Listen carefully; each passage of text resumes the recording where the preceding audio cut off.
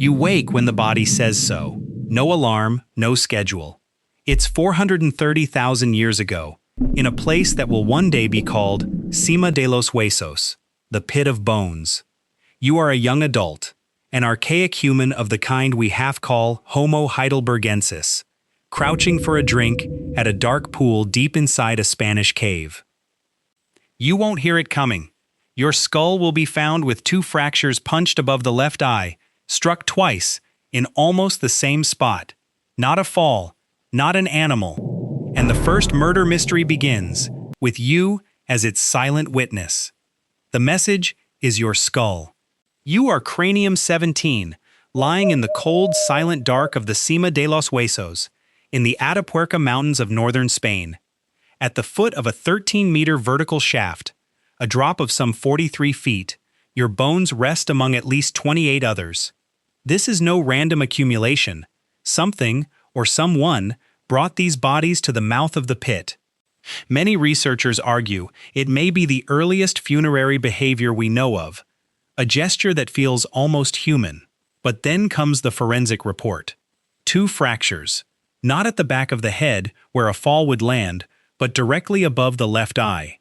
Impact 1, a crushing blow. Impact 2, delivered with the same brutality, in almost the exact same place, as if to make sure. Both wounds share a shape, which tells forensic scientists they likely came from a single object, swung twice. This isn't an accident. This is overkill, the prehistoric equivalent of checking the locks twice. Someone really didn't like you. Your 430,000-year-old face holds a secret. Were you the victim of a feud? A ritual? A killing in a world we assume was only about survival? The cave is a tomb, but the skull is a crime scene, and the motive is still buried in the sediment, waiting for someone who can read the dust. So the cave is a tomb, and the skull is a crime scene. But what was the weapon? Forget claws, forget fangs. This was no cave bear and no big cat. The analysis is chillingly clear. The fractures on you, Cranium 17, don't match a fall or an animal's bite. They match 2 focused impacts from a hard handheld object, a tool turned weapon.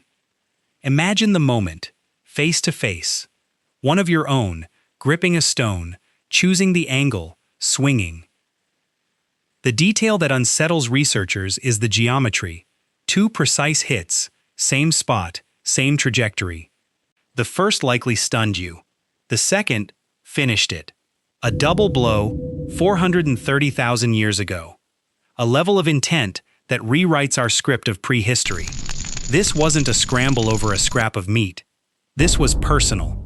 So you're lying in the Sima de los Huesos, the pit of bones. The weapon is identified. But now the real mystery tightens its grip. Why? What could drive a person, in a world we imagine was purely about keeping the fire lit and the predators out, to look another in the eye and commit the first murder? The answer isn't in the bone, it's in the mind. And to find it, we have to ask a dangerous question. What if the first thing we ever truly crafted was a grudge? But a grudge needs a stage, and Sima de los Huesos gives us one. Over generations, someone deposited the remains of at least 28 people down that single vertical shaft. You don't casually drop a body 13 meters into a cave. Whatever this was, funeral, disposal, something we have no word for, it was deliberate, and it happened again and again. The weapon wasn't some exotic blade. To crush bone above the eye, you need something heavy and close. A stone in the fist, or a club of wood long since rotted away. That's the real horror. The first murder weapon was probably just an ordinary tool. And note the intimacy of it. No arrow from the tree line. You had to stand close enough to feel the breath leave them. And the forensic detail that chills you? Those 2 precise fractures above the left eye? This wasn't a frantic struggle. It was a targeted strike, twice over. Whether it was rage, punishment, or something ritual, we can't know. But intent is written into the bone. As far as we can prove, Cranium 17 is the oldest murder case in the human record. So we have the how and the where. But the why? That pit holds more than bones. It holds a prototype. What if, before we invented justice, we invented a tradition? Now you're not just looking at bones. You're looking at the first time someone decided to make another person stop. This wasn't a hunting accident or a scavenger's gnaw marks. The wounds sit on the front of the skull, above the left eye.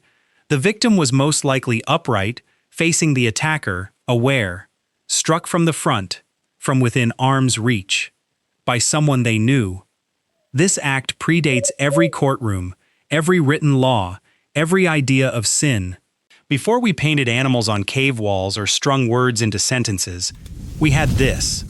The capacity for cold, deliberate killing was already there, waiting.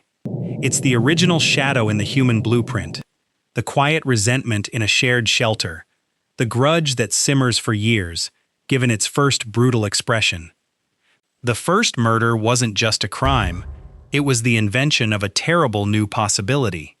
So if this is the prototype, what does it spawn? Before justice, what other dark traditions did we begin? The evidence points inward. This wasn't a raid over territory or food from some distant enemy. The blow landed face to face, close enough to touch, from someone in the victim's own world. That's the true birth of the crime scene. Not the chaos of battle, but the quiet, personal space between two people who knew each other. So what does this prototype spawn?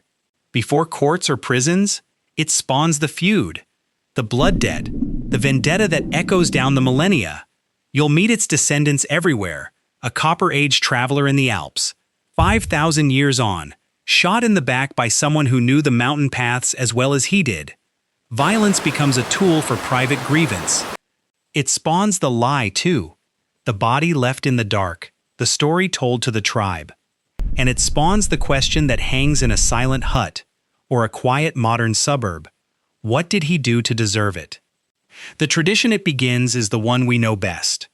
The human heart, capable of profound loyalty, turning that same fierce intensity toward destruction.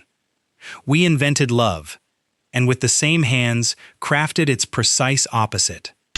The legacy isn't only the act, it's the agonizing, personal why that has haunted every crime scene since.